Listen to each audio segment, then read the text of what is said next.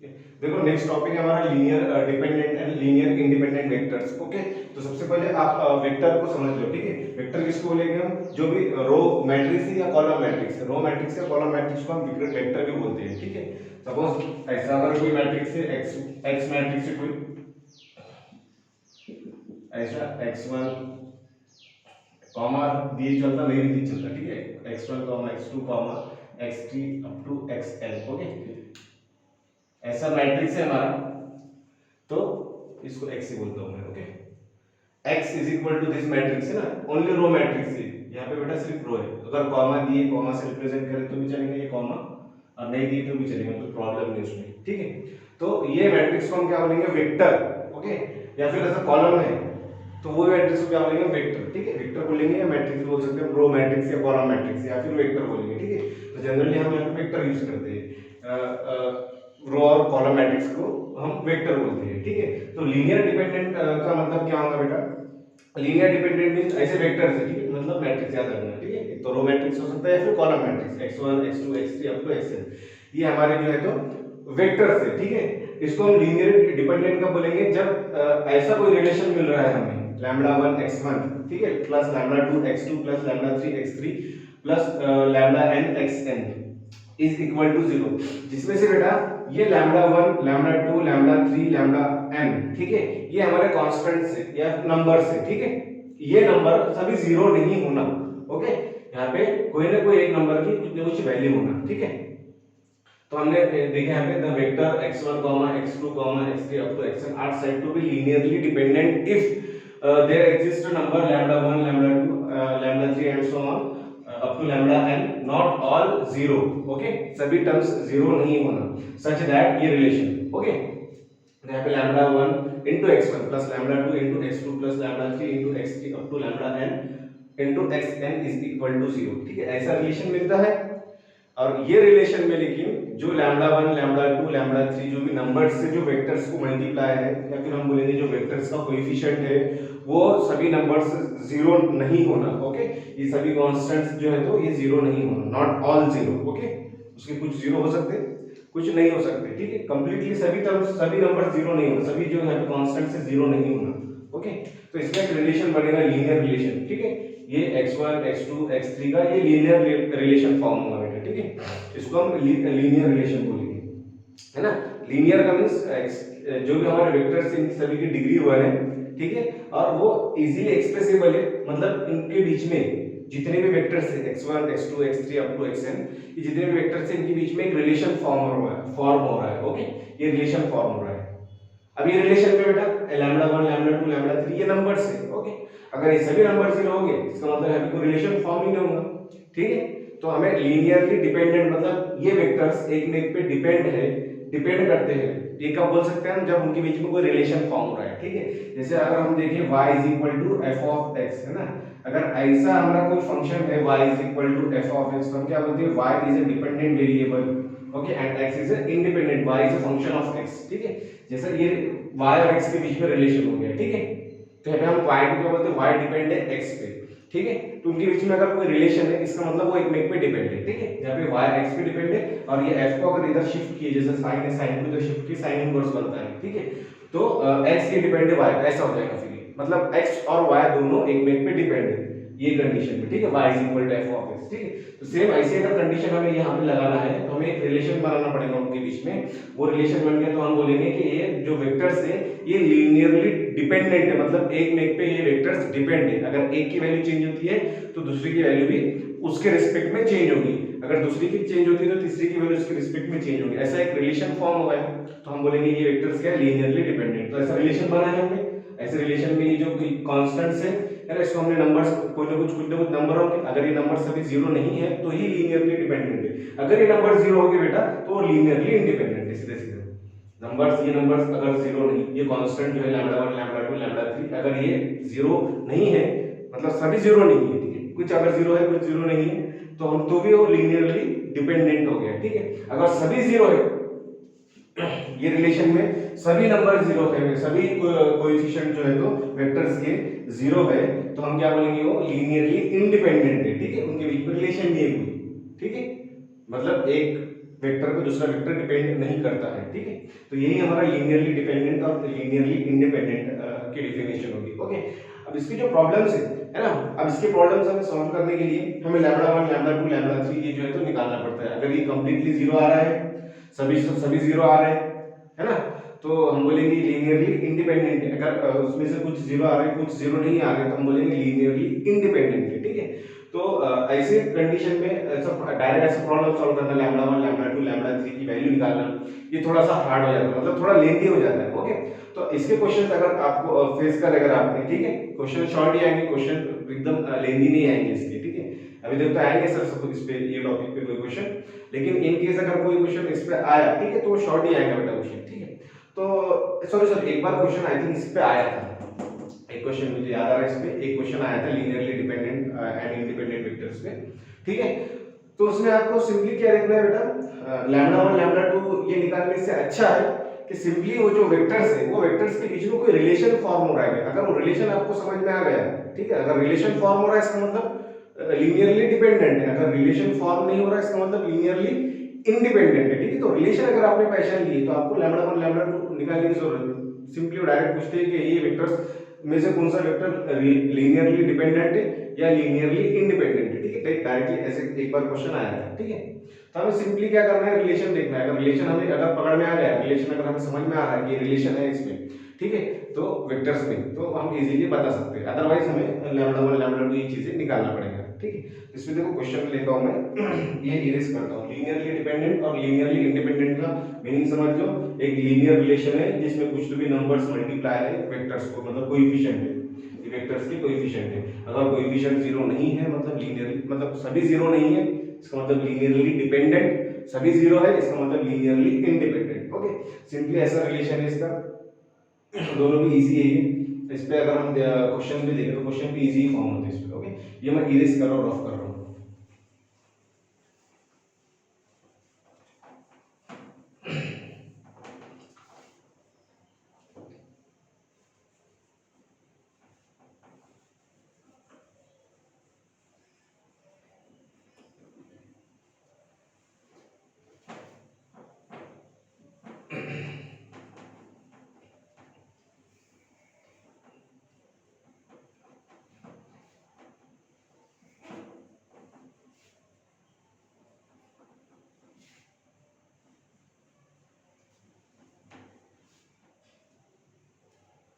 जो क्वेश्चन मैं लिखता हूँ,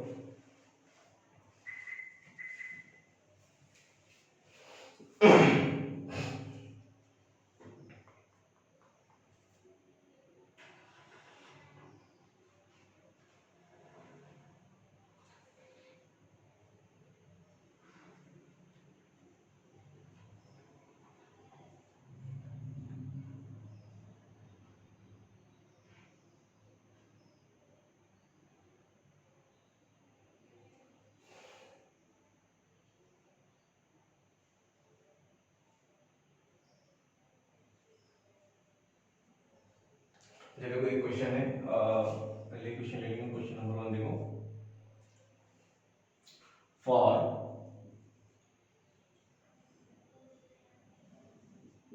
c1 x1 plus c2 x2 plus c3 x3 is equal to 0 where x1 comma x2 comma x3 non zero vectors, okay, and c1 comma c2 comma c3 are constant,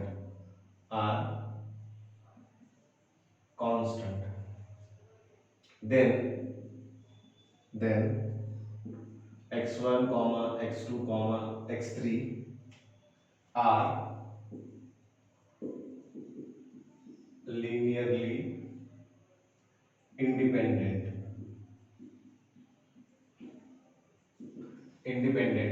if okay। देखो बेटा इसमें पहला option है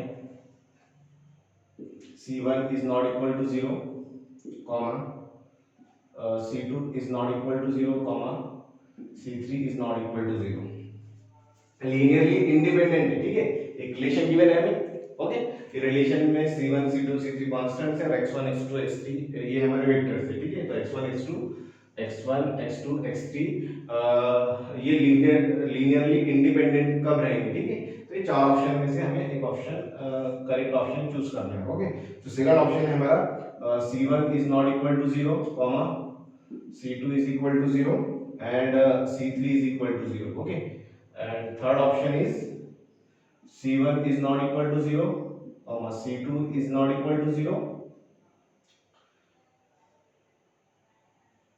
comma C3 is equal to 0, okay, and fourth option is C1 is equal to 0 comma C2 is equal to 0 comma C3 is equal to 0, okay, ऐसे चार option है, हमें एक प्रॉपर ऑप्शन सिलेक्ट करना है, ठीक है, C1 is equal to 0 C2 is equal to 0 and C3 is equal to 0, ठीक है, तो इसमें देखो लीनियरली इंडिपेंडेंट अगर है तो मतलब वो वेक्टर सेगमेंट पे डिपेंड नहीं करेंगे, ठीक है, ऐसे इसको ऐसे समझना, ठीक है, linearly independent means vector segment पे डिपेंड नहीं है, ठीक है, मतलब उनके बीच में कोई रिलेशन ही फॉर्म नहीं होगा, ठीक है, रिलेशन ही फॉर्म नहीं होने जो रिलेशन ये रिलेशन क्या रहेगा, जीरो रहेगा, ओके, ये रिलेशन क्या रहेगा बेटा, जीरो है ना, तो बेटा C1 C2 C3 ये रिलेशन जीरो होने के लिए तीनों भी हमें जीरो होना, C1 भी जीरो होना, C2 भी जीरो होना, C3 भी जीरो होना, ओके, मतलब यहाँ पे आप ये देख सकते हैं ये रिलेशन में सभी जो हमारे लैम्बडा कोएफिशिएंट्स थे हमारे वेक्टर्स के सब क्या थे, जीरो, ओके, तो यहाँ पे सेम एग्जैक्ट यही पूछे ये क्वेश्चन में, यही डेफिनेशन पूछे है ना, अगर लीनियरली इंडिपेंडेंट है तो सभी जो हमारे कोएफिशिएंट रहते हैं या फिर कांस्टेंट रहते हैं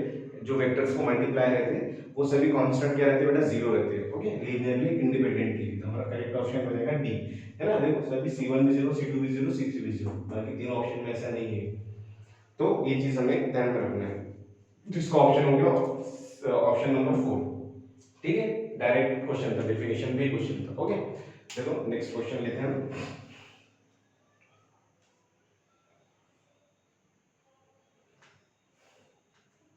देखो बेटा सिंपल क्वेश्चन आ सकते हैं पेपर में, ठीक है, इसको हमें कुछ सॉल्व करने की जरूरत नहीं है, हम क्लियरली देख के पहचान सकते हैं कि रिलेशन दिख रहा है या नहीं दिख रहा है, ओके,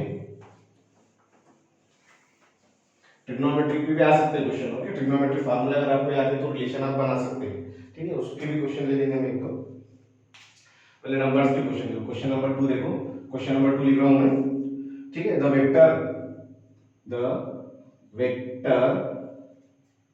वेक्टर्स एक हमारा x1 वेक्टर गिवन है हमें, x1 वेक्टर है, x1 vector is equal to 1 2 3, okay, ये रो वेक्टर है, रो मैट्रिक्स, तो इसको हम वेक्टर बोलते हैं, वेक्टर x1 गिवन है कॉमा x2 गिवन है 2 4 6 आर, देखो पहला ऑप्शन है हमारा लीनियरली डिपेंडेंट, सेकंड ऑप्शन है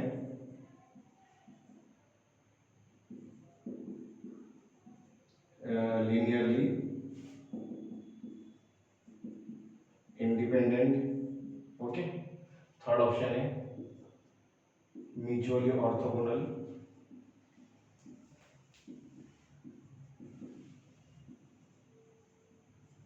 and fourth option is none of this. ऐसा क्वेश्चन है हमारा, ये x1 वेक्टर ये x2 वेक्टर है, ठीक है, अब यहाँ पे देखो आप देख के बता सकते हैं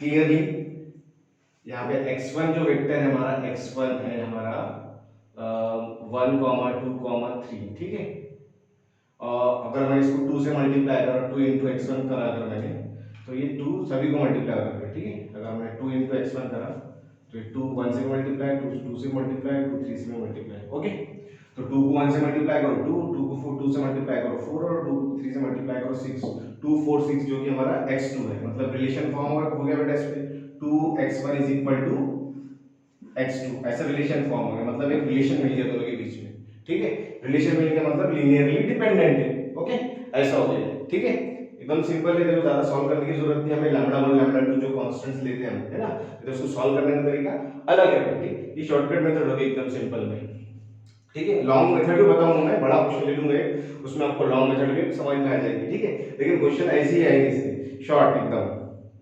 ठीक है, एक गिवन है, दूसरा गिवन है, आप इजीली इसका दो वेक्टर्स का रिलेशन देख सकते हैं, बन रहा है या नहीं बन रहा है। रिलेशन बन रहा है तो सीधा सीधा लीनियरली डिपेंडेंट है, रिलेशन नहीं बन रहा है तो लीनियरली इंडिपेंडेंट है। ओके, है ना। अगर आपको ऐसा नहीं समझ में आ रहा तो आप लॉन्ग मेथड पे भी जा सकते हैं। लॉन्ग मेथड में हम क्या करेंगे कि हम जो हमारे कांस्टेंट है ना, यहाँ पे दो कांस्टेंट एग्जिस्ट करेंगे। ठीक है, एक लैम्डा 1 के साथ, एक x1 के साथ, एक x2 के साथ, ऐसे लैम्डा 1 x1 दो वेक्टर है ना, तो दो कांस्टेंट एग्जिस्ट करेंगे, lambda 1 x1 plus lambda 2 x2 is equal to 0, ऐसा। ठीक है, तो इसमें आपको चेक करना है ये लैम्डा 1 और लैम्डा 2 दोनों भी 0 आते हैं क्या। अगर दोनों 0 आ रहे हैं इसका मतलब ये लीनियरली इंडिपेंडेंट है। अगर दोनों में से एक की भी वैल्यू हमें मिल रही है मतलब लीनियरली डिपेंडेंट है। ओके, तो सेम वैसे अब यहाँ पे देखो लैम्डा 1 लैम्डा 2 भी निकल गया आपका। ये अगर देखेंगे आप 2 into x1, ठीक है, ये x2 को उधर शिफ्ट करो तो 2 into x1 minus x2 is equal to 0, ये रिलेशन मिल गया जिसमें ये हमारा बेटा लैम्डा 1 है और ये -1, लैम्डा 1 की वैल्यू होगी 2 और लैम्डा 2 की वैल्यू होगी बेटा -1, ऐसा ऐसा है बराबर। तो ऐसा करना है इसको, एकदम शॉर्ट मेथड होगी एकदम। आप रिलेशन ऑब्जर्व करो सिर्फ x1 x2 में रिलेशन ऑब्जर्व करो। रिलेशन अगर मिल गया तो लीनियरली डिपेंडेंट, रिलेशन नहीं मिला तो लीनियरली इंडिपेंडेंट। ओके, अगर रिलेशन आपको ऑब्जर्व करते नहीं आ रहा है या फिर कोई दिक्कत जा रही है, ठीक है, क्लियरली नहीं समझ में आ रहा रिलेशन है, तो क्लियरली समझ में आ रहा था ऐसे क्वेश्चन में। अगर नहीं समझ में आ रहा है क्लियरली तो आपको फिर लॉन्ग मेथड यूज करना पड़ेगा। मतलब ऐसे दो कांस्टेंट एग्जिस्ट करेंगे लैम्डा 1 लैम्डा 2, उसके बाद में फिर यहाँ पे x1 x2 की वैल्यू सब्स्टिट्यूट करना है हमें और उसके बाद में वो इक्वेशंस को सॉल्व करना है। ठीक है, वो कंसिस्टेंसी इनकंसिस्टेंसी का हेल्प लेगी। ठीक है, ऐसे दो इक्वेशन बनेंगे, उसको सॉल्व करना है। ठीक है, तो ऐसा अभी क्वेश्चन आ सकता है लीनियरली डिपेंडेंट और इंडिपेंडेंट। ठीक है, देखो और एक क्वेश्चन हम लेते हैं।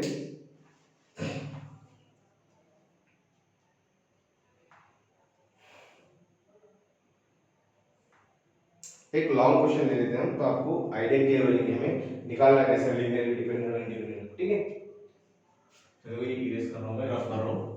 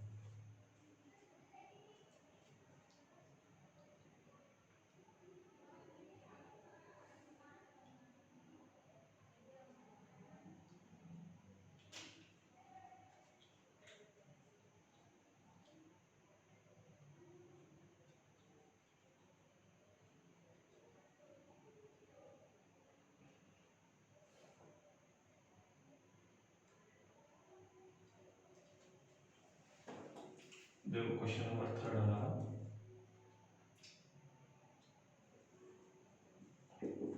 क्वेश्चन एकदम थोड़ा क्वेश्चन बड़ा है। ठीक है,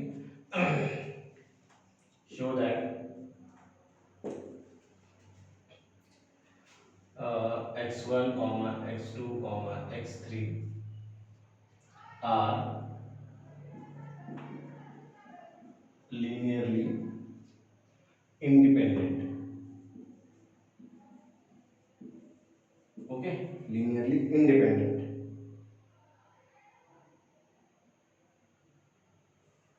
बस इतना ही लेते हैं हम, शॉर्ट करते हैं क्वेश्चन को। ठीक है, तो x1 x2 x3 linearly independent proof करना है और x1 की वैल्यू गिवन है, x1 की वैल्यू है 1 2 4। ओके, x2 की वैल्यू है 2 -1 3 और x3 की वैल्यू है 0 1 2। ओके, ऐसे हमें तीन वेक्टर्स गिवन है और हमें प्रूफ करना है कि लीनियरली ये क्या है, इंडिपेंडेंट है।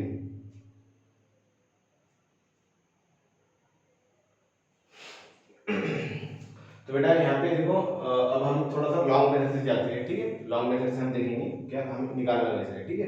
अगर हमें रिलेशन अगर समझ में नहीं आ रहा है, रिलेशन हमें कैसे फाइंड करना है इसका, ठीक है।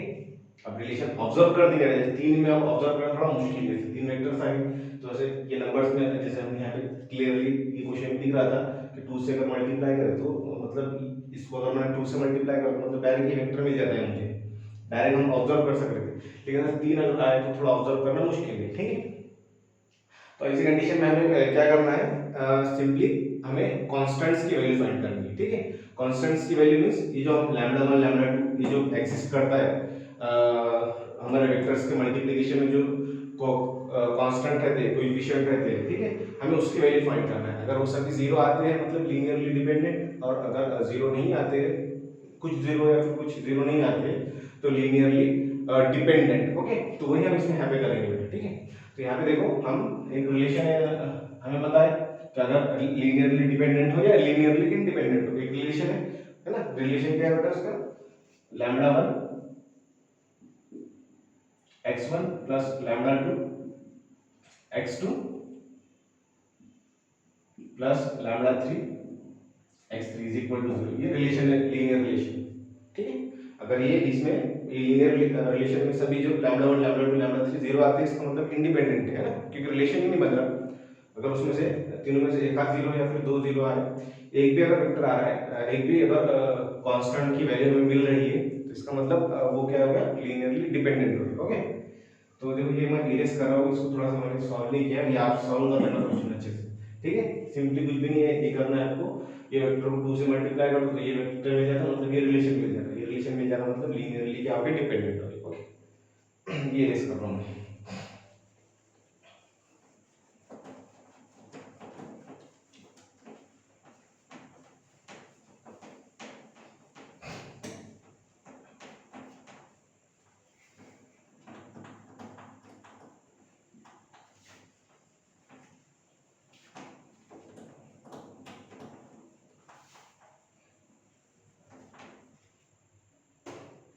अब देखो यहाँ पे ये रिलेशन में मुझे x1 x2 x3 की वैल्यू रखना, मुझे लैम्डा 1 लैम्डा 2 लैम्डा 3 निकालना है। अगर वो जीरो आ रहे हैं तो मतलब लीनियरली इंडिपेंडेंट है, अगर नहीं आ रहे तो लीनियरली डिपेंडेंट है, ओके। तो मुझे x1 x2 x3 की वैल्यू सब्स्टिट्यूट करना है। तो जाना लैम्डा 1 इनटू x1 हमारा 1 2 4 1 4 1 2 4 प्लस लैम्डा 2 इनटू x2 की वैल्यू है 2 -1 3, okay, plus lambda 3 into x3 की वैल्यू है 0 1 2 इज इक्वल टू 0, ठीक है। जीरो को भी बेटा जीरो वेक्टर के फॉर्म में लिखते हैं, 0 0 इस फॉर्म में अगर लिख लिया आपने तो इजी हो जाएगा, ठीक है। तो कुछ भी यहाँ पे सिंपली मल्टीप्लिकेशन करना है, ओके। तो मल्टीप्लिकेशन कैसे करेंगे, है ना, लैम्बडा 1, ठीक है, ये फर्स्ट एलिमेंट, ठीक है। अब देखो इसकी मल्टीप्लिकेशन एंड एडिशन करना है। मल्टीप्लिकेशन एंड एडिशन कैसे करते हैं वेक्टर की, ये मल्टीप्लिकेशन इसको करो, ये हमारा जो समझ लो मैट्रिक्स है, ओके। ये क्या बेटा हमारा रो मैट्रिक्स है। ये रो मैट्रिक्स को ये एलिमेंट मल्टीप्लाई करेंगे, ये फर्स्ट एलिमेंट है, इसका फर्स्ट एलिमेंट का एडिशन इसके फर्स्ट एलिमेंट के साथ, वैसे ही इसके फर्स्ट एलिमेंट के साथ, ओके। तीनों के फर्स्ट एलिमेंट का एडिशन एंड देन इक्वेट करेंगे राइट हैंड साइड से, है ना। तो ऐसा हमारा इक्वेशन फॉर्म होगा, ठीक है। तो हमें मल्टीप्लाई करो तो यहाँ पे क्या आ जाएगा, ये एलिमेंट क्या बन रहा है, लैम्बडा 1, क्योंकि लैम्बडा 1 से मल्टीप्लाई कर रहे हैं। तो लैम्बडा 1 प्लस 2 इनटू लैम्बडा 2, ठीक है, ये इसका फर्स्ट एलिमेंट और इसका फर्स्ट एलिमेंट 0 इनटू लैम्बडा 3 मतलब 0, ठीक है। ये पूरा इनके एडिशन और इसको इक्वेट करेंगे बेटा राइट हैंड साइड से, मतलब कि 0 से, ठीक है। तो देखो इक्वेशन फॉर्म होता है lambda 1 plus 2 into lambda 2 plus 0 into lambda 3 is equal to बेटा राइट हैंड साइड में हमारा 0 है, ठीक है। अब देखो सेकंड एलिमेंट का addition and then equate with right hand side, okay. तो सेकंड एलिमेंट का मल्टीप्लिकेशन करो, 2 इनटू लैम्बडा 1 ये हो जाएगा बेटा 2 लैम्बडा 1 माइनस 1 इनटू लैम्बडा 2 ये हो जाएगा minus lambda 2 plus lambda 3 into 1 मतलब लैम्बडा 3 और इक्वेट करेंगे राइट हैंड साइड के सेकंड एलिमेंट के साथ। तो ये क्या है बेटा 0 है, तो यहाँ पे आ जाएगा 0, ठीक है। उसके बाद आ जाएगा सॉरी लैम्बडा 1 को बेटा 4 से मल्टीप्लाई करो तो 4 इनटू लैम्बडा 1, ठीक है। जैसा हम मैट्रिक्स का मल्टीप्लिकेशन करते हैं, मल्टीप्लिकेशन अगर ये मैट्रिक्स के सामने कोई नंबर है तो हर एलिमेंट से मल्टीप्लाई होता है बेटा। और मैट्रिक्स का एडिशन कैसा करते हैं कि पहला एलिमेंट प्लस दूसरे मैट्रिक्स का पहला एलिमेंट, तीसरे मैट्रिक्स का पहला एलिमेंट, है ना। तो फिर दूसरे एलिमेंट की एडिशन हर मैट्रिक्स के सेकंड एलिमेंट की सर्च करती है ना, एडिशन जैसे मैट्रिक्स की करते हैं वैसे ही कर रहे हैं, है ना। और उसके बाद फिर इक्वलिटी ऑफ मैट्रिसेस, मैट्रिक्स की मतलब इधर अगर सेम ऑर्डर का मैट्रिक्स है और इधर भी सेम ऑर्डर का मैट्रिक्स है ना, ऑर्डर मतलब कि यहाँ पे एक रो है 3 कॉलम है, एक रो है 3 कॉलम है, ऐसा है ना, ठीक है। 1/3 इसके ऑर्डर है और इधर भी देख लो तुम, इन सभी का एडिशन करके एक मैट्रिक्स फॉर्म होगा ना, तो वो मैट्रिक्स के ऑर्डर में बेटा क्या रहेंगे 1,3 रहेंगे, ठीक है। तो बाय इक्वलिटी ऑफ मैट्रिसेस अगर इधर भी सेम, इधर भी 1/3 का मैट्रिक्स है, इधर भी 1/3 का मैट्रिक्स है, तो दोनों भी इक्वल रहते हैं, तो ऐसे ही कर रहे हैं, ठीक है। तो यहाँ पे थर्ड एलिमेंट देखो 4 लैम्डा 1, इसका थर्ड एलिमेंट 3 लैम्डा 2 और इसका थर्ड एलिमेंट 2 लैम्डा 3 और इसका राइट हैंड साइड पे अगर इक्वल करें तो 0, ठीक है। तो ऐसा हमारे तो ये हमारा तीन इक्वेशन बन गए, सिस्टम ऑफ लीनियर इक्वेशंस हो गए, ठीक है।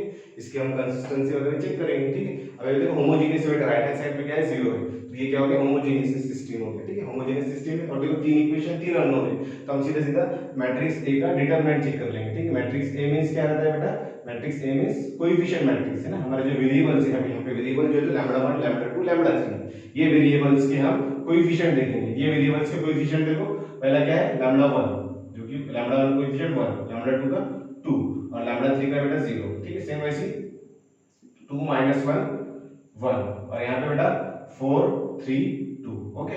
इसका हम डिटरमिनेंट चेक करेंगे, देखो 3/3 का होमोजेनियस है बेटा, 3/3 अगर तीन इक्वेशन है और तीन अननोन है ना, तो हम सीधे सीधे डिटरमिनेंट देख लेते हैं। अगर determinant of A equal to 0 हो रहा है तो क्या हो जाएगा, determinant of A equal to 0 है तो infinite number of solution, okay.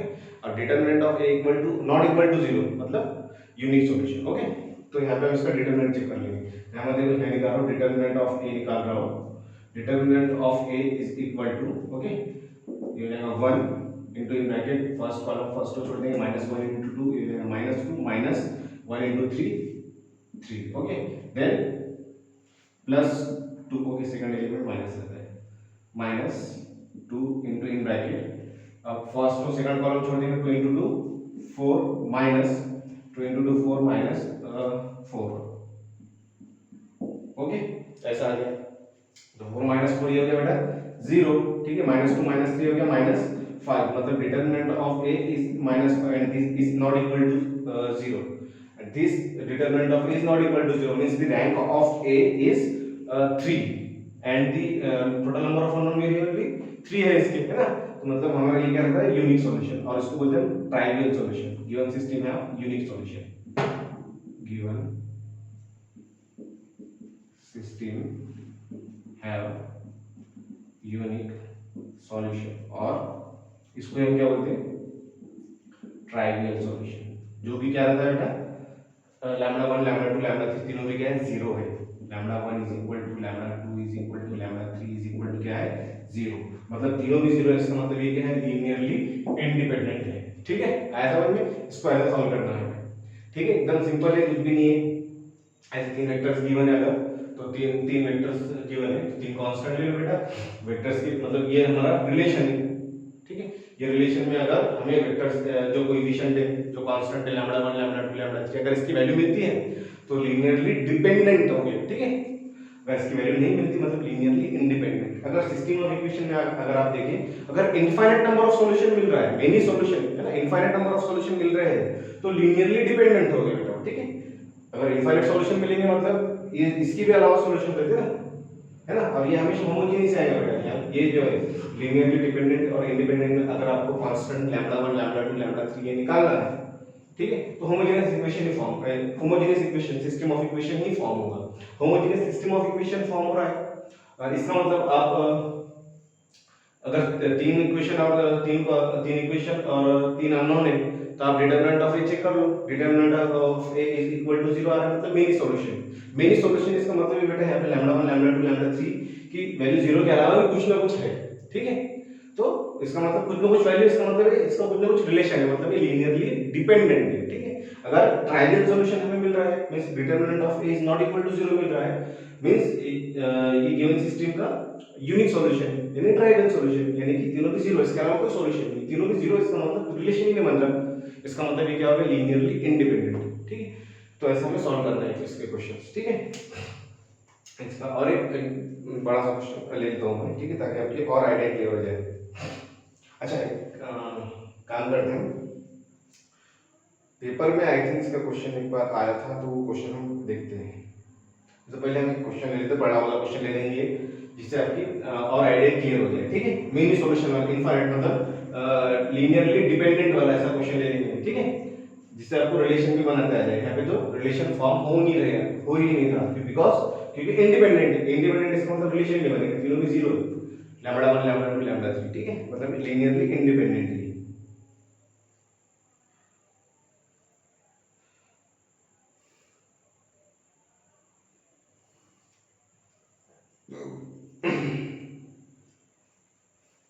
ठीक है, एक बड़ा सा क्वेश्चन ले रहा हूँ, ठीक है, इतना बड़ा क्वेश्चन आएगा नहीं, बट आपको आपके अंडरस्टैंडिंग के लिए मैं ये क्वेश्चन ले रहा हूँ, ओके, ताकि आपके ये टॉपिक को लेकर पूरा आइडिया क्लियर हो जाए, ठीक है,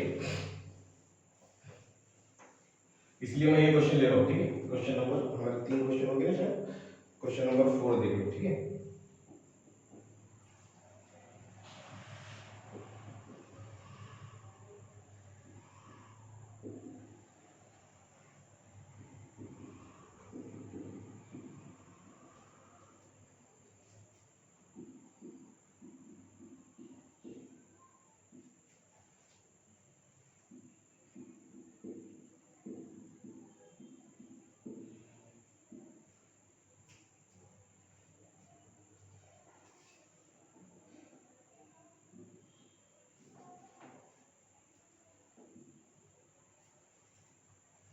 ऑफ वेक्टर्स,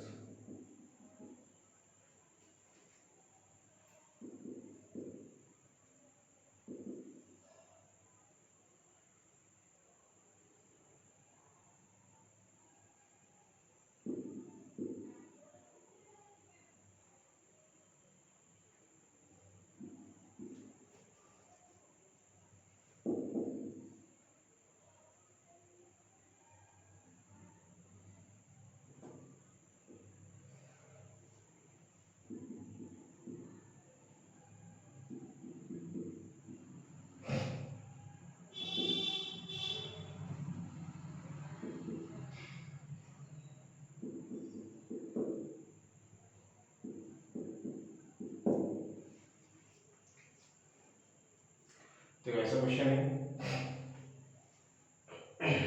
3 बेटा वेक्टर्स हमें गिवन है, ठीक है, ये 3 वेक्टर्स जो तो लीनियरली इंडिपेंडेंट है, डिपेंडेंट है, ये दिखना है, ठीक है। तो ये देखने के लिए हम यहाँ पे 3 वेक्टर्स है, 3 वेक्टर्स में हमें 4 कॉलम्स है, मींस 4 नंबर है ना, तो 4 नंबर है बेटा, तो यहाँ पे थोड़ा सा ऑब्जर्व करना, रिलेशन ऑब्जर्व करना तो थोड़ा मुश्किल है, ठीक है, इसलिए हम क्या करेंगे, यहाँ पे इसके हम कांस्टेंट्स देखेंगे, ठीक है, जो कांस्टेंट है, जो कोएफिशिएंट है, मतलब लैम्बडा 1 लैम्बडा 2 लैम्बडा 3 है ना, इसकी वैल्यूज अगर इसकी वैल्यू निकालेंगे, अगर इसकी वैल्यू अगर निकलती है तो लीनियरली हमारा क्या हो जाएगा, डिपेंडेंट, अदरवाइज लीनियरली, मतलब अगर जीरो ट्राइडेंट सॉल्यूशन मिलता है तो लीनियरली इंडिपेंडेंट, ओके। तो देखो ये इरेज कर रहा हूं मैं,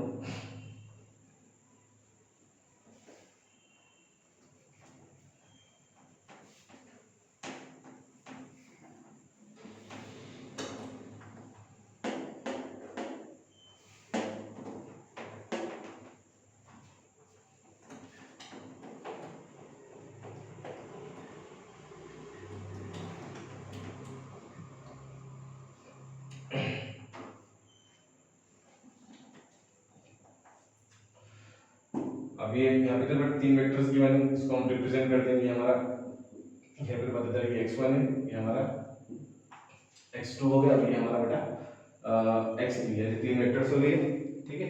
तो इनके बीच में रिलेशन रहेगा lambda 1 x1 plus lambda 2 x2 plus lambda 3 x3, 3 है ना, इज इक्वल टू 0, ऐसा रिलेशन रहेगा। इसका मुझे लैम्बडा 1 लैम्बडा 2 लैम्बडा 3 निकालना है, बिकॉज़ डायरेक्ट रिलेशन ऑब्जर्व करना थोड़ा इम्पॉसिबल है, मतलब क्लोज टू इम्पॉसिबल है, बिकॉज़ यहाँ पे थोड़े से बहुत ज्यादा नंबर है ना, हम रिलेशन ऑब्जर्व नहीं कर पाएंगे, ठीक है। 2 ही वेक्टर्स है, तो 2 वेक्टर्स का हम इजीली रिलेशन ऑब्जर्व कर सकते हैं, 3 वेक्टर्स आ गए तो थोड़ा सा मुश्किल हो जाएगा ऑब्जर्व करना, इसलिए ऐसे कंडीशन के बेस पे क्या है हमारा लैम्बडा 1 लैम्बडा 2 लैम्बडा 3 फाइंड करना, ठीक है। तो अब हम यहाँ पे x1 x2 x3 की वैल्यू रख देंगे, ठीक है, x1 जो है हमारा ये हो जाएगा लैम्बडा 1, अब एक काम करता हूँ, यहाँ पे x1 x2 x3 की वैल्यू अगर रखे हमने, उसके बाद फिर इसको मल्टीप्लिकेशन करेंगे, है ना, और राइट हैंड साइड में जो हमारा 0 0 है उसको 0 वेक्टर ऐसा लिख लेंगे, ठीक है। तो इसके साथ कंपेयर करेंगे। अगर हमने करे, ठीक है, तो हमें डायरेक्ट इक्वेशंस लिख रहा होगा, ठीक है। ये फर्स्ट इसको मल्टीप्लाई करेंगे लैम्डा 1 से, ठीक है। तो 2 इंटू इसको मल्टीप्लाई करूंगा मैं लैम्डा 1 से, 2 इंटू लैम्डा 1 पहले एलिमेंट को, इसके पहले एलिमेंट को बेटा लैम्डा 2 इंटू x2, इसके पहले एलिमेंट को x2 लैम्डा 2 से लैम्डा 2 से मल्टीप्लाई करो तो प्लस 1 इंटू लैम्डा 2 ये हो जाएगा लैम्डा 2, उसको लैम्डा 3 से मल्टीप्लाई करो प्लस लैम्डा 3 इंटू लैम्डा 3, इसको अगर लैम्डा 3 से मल्टीप्लाई करें, ठीक है। ये हमारा x1, इसको हम लैम्डा 1 से मल्टीप्लाई करेंगे सभी को।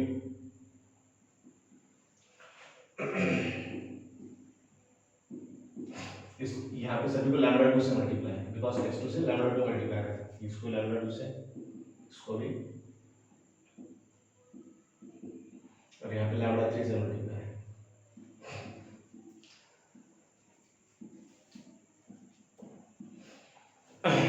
ठीक है, ऐसा मल्टीप्लिकेशन करेंगे तो यहाँ पे लैम्डा 1 से मल्टीप्लाई करो, फिर इसका एडिशन है, प्लस का साइन एडिशन करेंगे, इसको लैम्डा 2 से तो लैम्डा 1 इंटू लैम्डा 2 लैम्डा 2, और इसको लैम्डा 3 से 3 into lambda 3 plus 3 into lambda 3, और इक्वेट करेंगे बेटा ये पहले 0 के साथ, तो इक्वल टू 0, एक इक्वेशन ऐसा फॉर्म हो गया।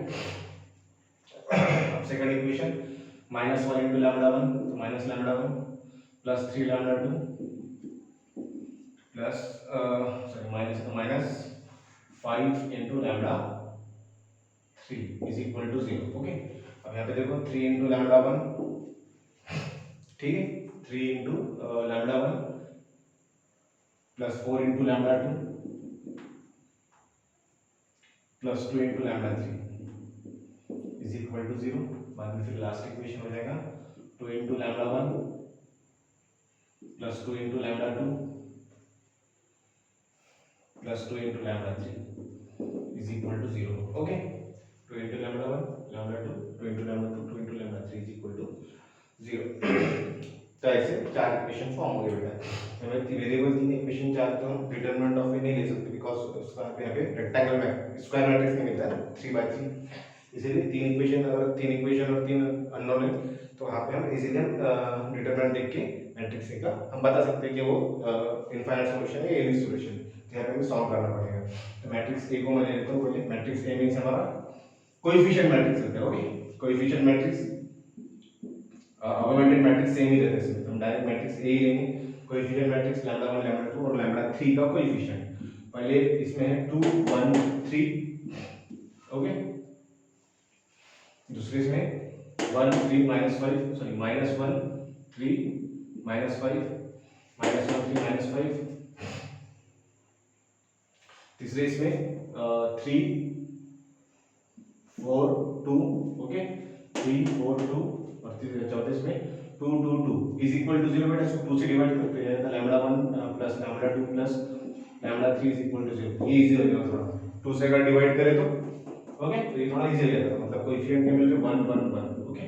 और ये हमारा ऑगमेंटेड मैट्रिक्स में तो 0 ही रहता है, जेड मैट्रिक्स से, ठीक है, वो नहीं भी लिख चलेगा, ठीक है। यहाँ पे एक कॉलम एक्स्ट्रा है, उसको मैं एलिमिनेट कर देता हूँ। फिलहाल ये हमारा डायगोनल एलिमेंट है, ओके, ये हमारा डायगोनल एलिमेंट है, तो इसके नीचे के एलिमेंट्स को मुझे 0 करना है, ठीक है। तो यहाँ पे नीचे के एलिमेंट्स को 0 करने के लिए डायगोनल एलिमेंट की हेल्प लेना पड़ेगा मुझे। तो ये डायगोनल एलिमेंट बेटा 2 है, ओके, इसका हेल्प लेंगे। ये -1 को 0 करना है, 3 को 0 करना है, 1 को 0 करना है, ओके। तो R2 चेंज होगा बेटा, R2 changes to and R3 changes to and R4 changes to, okay.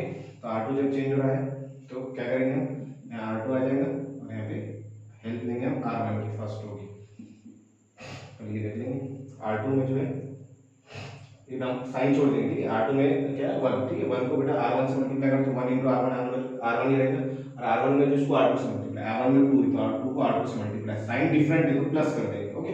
तो इस फॉर्म में हमें ये ऑपरेशन करना है, ठीक है। अब यहाँ पे देखो R3 का ऑपरेशन देख लेंगे। अब R3 में यहाँ पे हम R3 लिख लेंगे और हेल्प ले रहे हैं हम R1 का, ठीक है। R3 में 3 है, इसको R1 से मल्टीप्लाई, और R1 में 2 है, इसको R3 से मल्टीप्लाई, R1 में क्या है 2, R3 से मल्टीप्लाई, तो अगर साइन सेम है तो माइनस, ओके, ये हो गया। R4 का ऑपरेशन यहाँ पे लिख देंगे R4, यहाँ लिख देंगे R1, ओके, R4 R1। अब R1 में जो है R4 से मल्टीप्लाई, R1 में क्या है 2, R4 से मल्टीप्लाई, R4 में जो है उसको R1 से मल्टीप्लाई, 1 ही वैल्यू मल्टीप्लाई मल्टीप्लाई करके चलेंगे।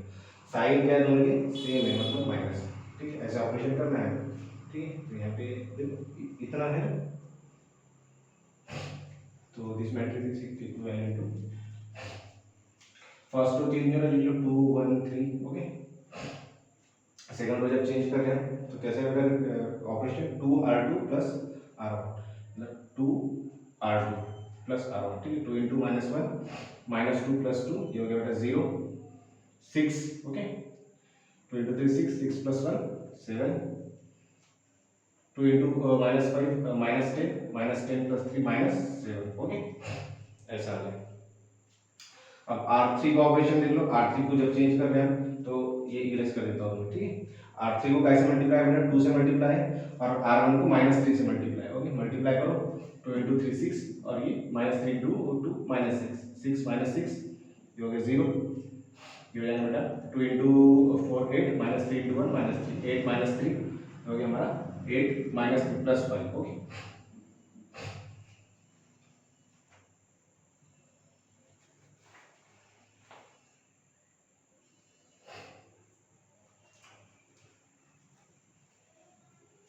अब ये 2 इंटू 2 4 -3 इंटू 3 9, ठीक है।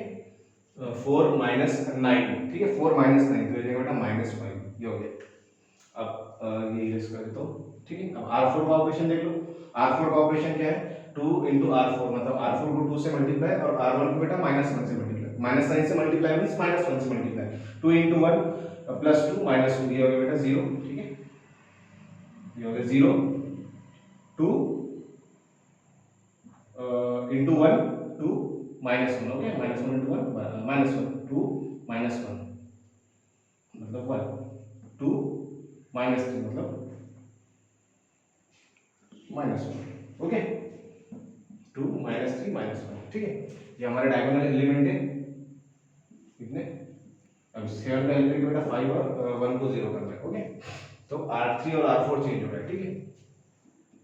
तो R3 changes to and R4 changes to, okay. R3 change कर रहे हैं तो हेल्प लेंगे बेटा 7 की, 7 डायगोनल एलिमेंट है, ओके, जो कि R2 में आ रहा है, मतलब हेल्प R2 की, यहाँ पे हम लिख लेंगे पहले R3, ओके, और इसके साथ में R2, ओके। तो बेटा R3 में जो है इसको R2, ओके, ठीक, R3 में जो है उसको R2 से मल्टीप्लाई, R3 में बेटा 5 है तो इसको R2 से मल्टीप्लाई, और R2 में बेटा 7 है इसको R3 से मल्टीप्लाई, साइन देख लो दोनों के सेम है मतलब माइनस, ओके, ऐसा ऑपरेशन करना है, ठीक है। R4 का ऑपरेशन देख लो, R4 हेल्प 7 का ही लेंगे मतलब R2 का ही, ओके। यहाँ पे R4 लिख लेंगे और इधर R2 लिख लेंगे, ओके। अब R4 में जो है बेटा इसको R2 से मल्टीप्लाई, R4 में 1 है, ये भी मल्टीप्लाई करके चलेगा, ठीक है। और R2 में जो है उसको R4 से मल्टीप्लाई, R2 में बेटा 7 है इसको R4 से मल्टीप्लाई, ओके। R2 में क्या है 7, इसको मैंने R4 से मल्टीप्लाई करा, ठीक है। अब यहाँ पे देखो साइन अगेन सेम है तो माइनस, तो ऐसा ऑपरेशन करना है, देखो क्या आएगा, this matrix is equivalent to, अब R1 और R2 चेंज होगा, ये आ जाएगा 2 1 3 और ये जाएगा 0 7 -7, ओके। अब यहाँ पे देख लो क्या R3 चेंज कर रहे हो, ओके, तो ऑपरेशन अभी 7 इंटू R3, 7 R3 के सामने 7 लिख लो और -5 इंटू R2, तो R2 के सामने -5 लिख लो, तो ये 0 0, तो ये लिमिट तो 0 हो जाएगा। उसके बाद में 7 इंटू 5 35 -5 इंटू 7 है ना, तो क्या आ जाएंगे -35 है ना, +35 -35 ये हो गया 0, ओके। 7 इंटू -5 -35 माइनस और माइनस प्लस, देखो 7 इंटू -5 थोड़ा सा लिख देता हूँ, 7 इंटू -5 -35, ओके, एंड ये माइनस और minus plus 5 into 7 again 35, okay. तो -35 प्लस 35 ये भी क्या हो जा रहा है 0, ठीक है। तो ये इरेज कर देता हमने। अब R4 का ऑपरेशन देख लेंगे हम, R4 के ऑपरेशन में R4 को बेटा 7 से मल्टीप्लाई है और माइनस है R2 के साथ, ठीक, -1 लिख देते हैं, ठीक है। तो ये तो 0 हो गया, उसके बाद 7 इंटू 1 7 -1 इंटू 7 -7 7 -7 0, ओके। 7 इंटू -1 -7 और ये +7 ये भी 0, डायगोनल के नीचे के सभी एलिमेंट्स को 0 कर दिया, यहाँ पे हमारी रैंक निकल गई, ठीक है। ये हमारा इक्विवेलेंट फॉर्म हो गया। रैंक क्या रहती है, total number of rank of A is equal to total number of non zero sorry total number of non zero rows, okay बराबर है, total number of non zero rows कितने हैं 2, तो रैंक इसकी कितनी होगी 2। इसको कंपेयर करेंगे, मतलब कंसिस्टेंट तो हमेशा रहता है ना, होमोजेनियस हमेशा कंसिस्टेंट रहता है। इसको कंपेयर करेंगे total number of unknown variables से, ठीक है। तो rank of A is equal to 2 है, okay, and is less than total number of unknown,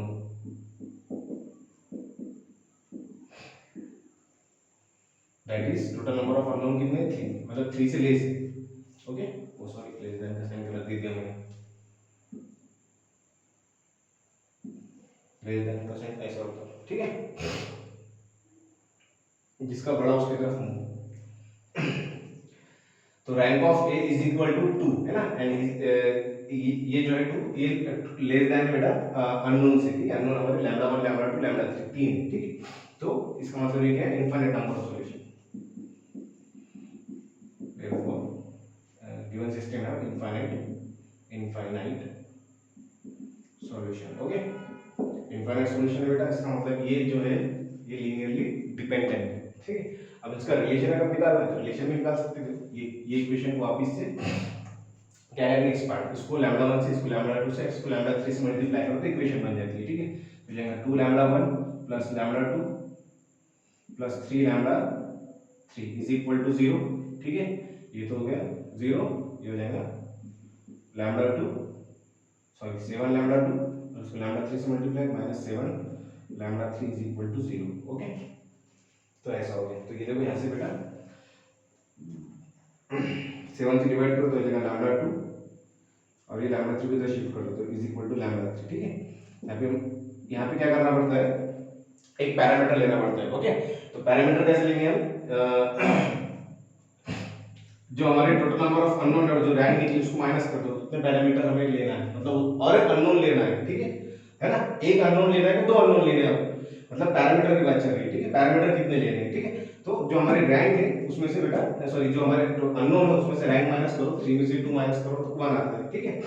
तो हमें अननोन कितने लेने n माइनस r, ठीक है, n means total number of unknown variable, r means rank, okay. तो इतने हमें पैरामीटर लेने हैं, ठीक है। तो पैरामीटर कितने लेंगे 3 माइनस 2 1 पैरामीटर, ठीक है। तो आप कोई भी पैरामीटर ले सकते हैं, a b c d t वगैरह, तुम t ले लो, ठीक है। लैम्डा 3 की वैल्यू t लेगी, ठीक है, लास्ट का अगर वेरिएबल जो है उसकी वैल्यू t लेगी, ठीक है। तो लैम्डा 3 की वैल्यू t लिया मैंने, तो देयरफॉर लैम्डा 2 की वैल्यू भी क्या आ जाएगी बेटा t आ जाएगी, ठीक है। लैम्डा 3 की वैल्यू t आ रहा है तो लैम्डा 2 भी क्या आ जाएगा t। ये लैम्डा 3 और ये लैम्डा 2 की वैल्यू बेटा इक्वेशन नंबर 1 में रखो, ठीक है। इसको इक्वेशन नंबर 1 दे दिए, तो देखो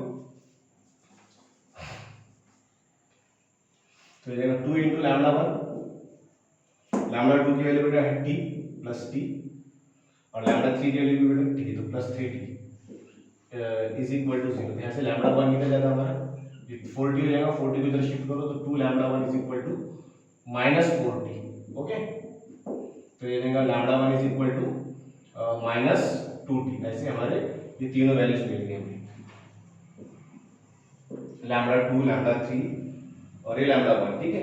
ये तीनों भी वैल्यूज बेटा ये मिल गई हमें। अब यहाँ पे देखो बेटा जैसे जैसे t की वैल्यू चेंज होगी वैसे वैसे बेटा सॉल्यूशन चेंज होगी ना। इनफाइनाइट सॉल्यूशन क्यों बोलते हैं इसे, क्योंकि यहाँ पे जैसे जैसे आप t की वैल्यू 1 घुसाओ यहाँ पे तो लैम्डा 1 की वैल्यू बेटा t की वैल्यू अगर 1 रखा तो लैम्डा 1 की वैल्यू होती है -2 और लैम्डा 2 की वैल्यू होती है 1, लैम्डा 3 की वैल्यू होती है 1, ये एक सॉल्यूशन हो गया। अब लैम्डा 2 की t की वैल्यू बेटा 2 रखो तो और एक सॉल्यूशन मिलता है, t की वैल्यू 3 रखो और एक सॉल्यूशन, 4 रखो 5 रखो 6 रखो, है ना। तो ऐसे इनफाइनाइट सॉल्यूशन मिलते हैं। एक सॉल्यूशन लेकिन ये भी रहता है t की वैल्यू 0 अगर घुसाए इसमें तो बेटा ये 0 0 0 हो जाते हैं तीनों की, ठीक है। मतलब एक ट्रायंगल सॉल्यूशन की मतलब 0 0 लैम्डा 1 लैम्डा 2 लैम्डा 3 ये 0, ये दोनों में 0 है, ठीक। ये भी सॉल्यूशन होता है, लेकिन इसके अलावा भी सॉल्यूशन है, जैसे t की वैल्यू 1 रखें तो एक सॉल्यूशन, t की वैल्यू 2 रखें और एक सॉल्यूशन, 3 रखें सॉल्यूशन, 4 रखें सॉल्यूशन, ऐसे हमें सॉल्यूशन सॉल्यूशन प्रॉपर मिलती जाती है जैसे जैसे t की वैल्यू रखते गए। तो ये चीज ध्यान रखना, इसलिए हम क्या बोलते हैं इनफाइनाइट नंबर ऑफ सॉल्यूशन, ठीक है। तो यहाँ पे बेटा लैम्डा 1 लैम्डा 2 लैम्डा 3 0 नहीं है, इसकी कुछ ना कुछ वैल्यू है बेटा, ठीक है। तो ये लैम्डा 1 लैम्डा 2 लैम्डा 3 जो है, अब इसके बीच में रिलेशन भी निकालना है ना, इतना बड़ा क्वेश्चन नहीं आता है, ठीक है। ये आपको पूरा आइडिया क्लियर करने के लिए मैंने आपको ये क्वेश्चन लिया है, ठीक है। अब ये आपको रिलेशन फाइंड करना है, ठीक है। यहाँ पे आपको समझ में आ गया कि लीनियरली डिपेंडेंट है because here lambda 1 lambda 2 and and lambda 3 are not zero. Okay, ये तीनों भी जीरो नहीं है, इसका मतलब ये लीनियरली डिपेंडेंट है। लीनियरली डिपेंडेंट मतलब एक में डिपेंडेंट, डिपेंडेंस का मतलब रिलेशन होगा कुछ ना कुछ, तो वो रिलेशन हमें निकालना है। तो रिलेशन निकालने के लिए फिर भी बेटा ये रिलेशन हमने लिए थे, इसका ये रिलेशन का यूज करके हमने बेटा सॉल्व की। तो लैम्डा 1 लैम्डा 2 लैम्डा 3 इसमें घुसा दो, मतलब इसमें सब्स्टिट्यूट कर दो, ठीक है। तो लैम्डा 1 की वैल्यू, लैम्डा 2 की वैल्यू, लैम्डा 3 की वैल्यू यहां पे पुट करेंगे, ठीक है। तो यहां बता रहा हूं, ठीक है, इसके आगे की स्टेप यहाँ, ठीक है। तो ये इक्वेशन में पुट कर रहा हूँ। लैम्डा 1 की वैल्यू बेटा -2t, लैम्डा 2 की value -2t into x1, okay, minus यहाँ रख दो, लैम्डा 1 की value -2t into x1 plus lambda 2 की वैल्यू बेटा, लैम्डा 2 की वैल्यू है t into x2 plus lambda 3 की वैल्यू है t, okay, t into x3 is equal to 0, ऐसा, ठीक है। t से डिवाइड कर दे तो माइनस t से डिवाइड कर सकते हैं ना, t से सभी को डिवाइड कर दो तो ये t गायब हो जाएगा, -2x1 plus x2 plus x3 is equal to 0, which is the required relation between the vectors x1 x2 and x3, है ना, ये रिलेशन हो गया हमारा। तो ऐसा सॉल्व करना एकदम सिंपल है, ठीक है।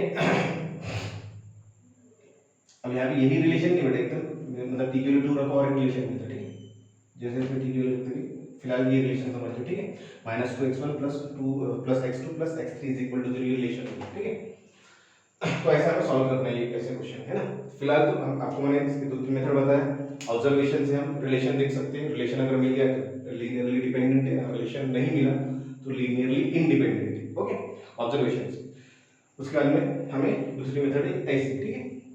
अब ये मेथड में अगर यहाँ पे 3 इक्वेशन और 3 ही अननोन है, ठीक है, तो वैसी कंडीशन में हम डिटरमिनेंट लेके भी यूनिक सॉल्यूशन या इनफाइनाइट सॉल्यूशन है देख सकते हैं। अगर यूनिक सॉल्यूशन है मतलब ट्राइवियल सॉल्यूशन, मतलब सभी जीरो है, जो हमारे constant lambda 1 lambda 2 lambda 3 zero है, इसका मतलब लीनियरली इंडिपेंडेंट है, ठीक। अगर इनफाइनाइट सॉल्यूशन मिले मतलब लीनियरली डिपेंडेंट है, बिकॉज वो जीरो नहीं, उसकी और कुछ ना कुछ भी वैल्यूज मिलती है, ठीक है। तो अगर इनफाइनाइट सॉल्यूशन मिले तो लीनियरली इनफाइनाइट सॉल्यूशन मिले तो लीनियरली डिपेंडेंट, अगर यूनिक सॉल्यूशन मिला तो लीनियरली इंडिपेंडेंट, ठीक है। तो इसे हमें सॉल्व करना है। इसकी और रिमेनिंग इसका आई थिंक पेपर में भी आया था क्वेश्चन एक, ठीक है। इसके लेकिन ज्यादातर क्वेश्चन अगर इन केस अगर आया पेपर में क्वेश्चन तो ऑब्जर्वेशन वाला ही आएगा, ठीक है। मतलब ऑब्जर्व करो, रिलेशन देख लो, रिलेशन मिल रहा है तो लीनियरली डिपेंडेंट, अगर रिलेशन नहीं मिल रहा है तो लीनियरली इंडिपेंडेंट, ठीक है। तो ऐसे इसमें ये नंबर्स हो गए बेटा, ये नंबर्स हो गए, ओके। तो ऐसे ट्रिग्नोमेट्रिक की भी आती है, ठीक है। ट्रिग्नोमेट्रिक फार्मूला अगर है, आपको फार्मूले अगर याद है तो फार्मूले से रिलेशन बना लो, और रिलेशन बन गया तो लीनियरली डिपेंडेंट, अगर नहीं बना तो लीनियरली इंडिपेंडेंट, ठीक है। तो ऐसा ऐसे भी क्वेश्चन आते हैं, हम रिमेनिंग जो है तो नेक्स्ट लेक्चर में देखेंगे, ओके।